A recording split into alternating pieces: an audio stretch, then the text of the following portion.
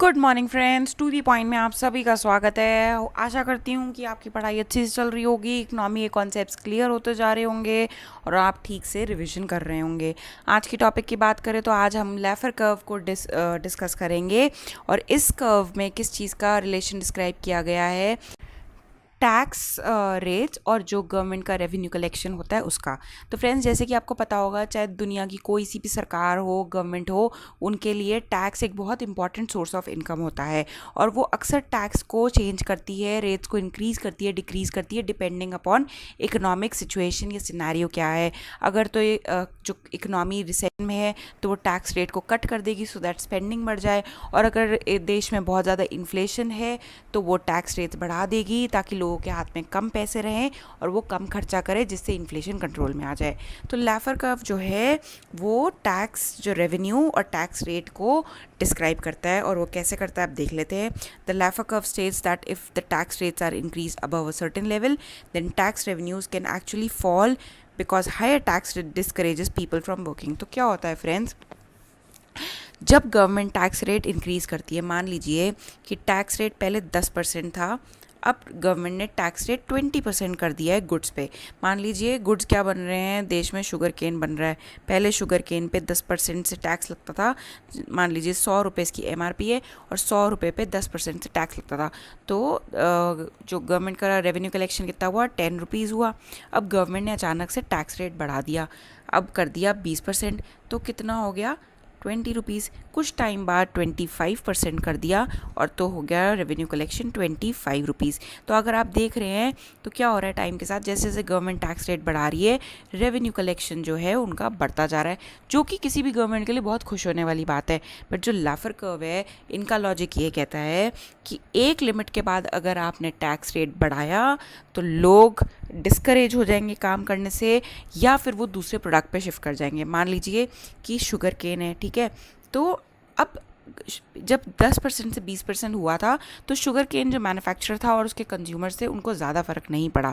लेकिन जब ये 10% से करते करते 30 या 35 पे पहुंच गया तो डेफिनेटली लोगों को रियलाइज़ हुआ कि जो शुगर है वो बहुत महंगी होती जा रही है, हमें इसका कोई ऑल्टरनेट ढूंढना चाहिए, उस पर शिफ्ट हो जाना चाहिए।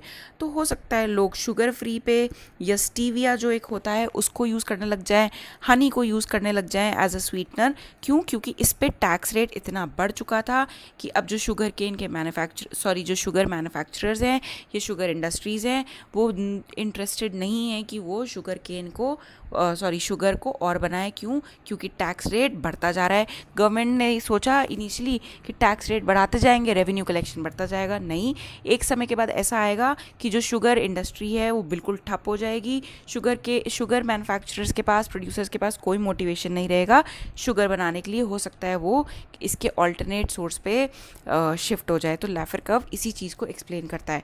और ये कर्व किसने डेवलप किया था? आर्थर लेफर ने, to show the relationship between the tax rates and the amount of tax revenue collected by the government. The curve is used to illustrate Laffer's argument that sometime cutting tax rate can increase the total tax revenue. और वो ये भी बोल रहे थे कि कई बार ऐसा होता है कि अगर आप टैक्स रेट को कम कर दोगे तो उससे टैक्स रेवेन्यू इंक्रीज भी हो सकता है। और वो कैसे हैं, नेक्स्ट स्लाइड में। The Laffer curve describes how changes in tax rate affect the government revenues in 2 ways.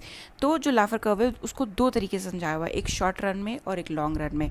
तो शॉर्ट रन में तो क्या होता है फ्रेंड्स, उसको अर्थमेटिक डिस्क्राइब्स एज अर्थमेटिक। इसमें क्या होता है, every dollar in tax cut translates directly to 1 less dollar in government revenue. भाई अगर 1% टैक्स कम काट रही है, मतलब अगर टैक्स रेट पहले 10% था तो 10 रुपये कलेक्ट हो रहे थे, अगर अब उसको 9% कर दिया तो 9 रुपये हो गया टैक्स कलेक्शन।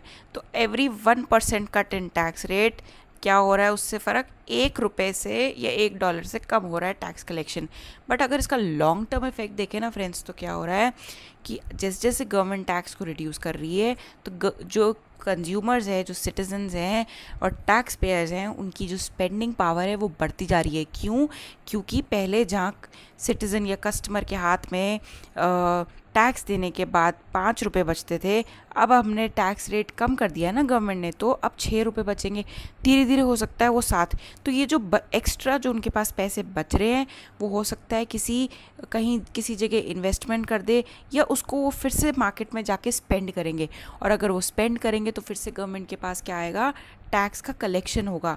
तो जो लाफर कर्व यही कहता है कि लॉन्ग टर्म में जो गवर्नमेंट ने लोअर किया था ना टैक्स रेट इनिशियली, तो डेफिनेटली जो गवर्नमेंट का रेवेन्यू है उसमें फॉल आएगा, बट लॉन्ग टर्म में बहुत बेनिफिट होगा। क्योंकि जितना भी पैसा एक कस्टमर के हाथ में बचेगा उसको वो फिर से जाके या तो इन्वेस्ट करेगा मार्केट में, या बैंक में डिपॉजिट करा देगा, या मार्केट में स्पेंड करेगा। तो लॉन्ग टर्म में टैक्स कट करना बहुत ही ज़्यादा बेनिफिशियल होता है।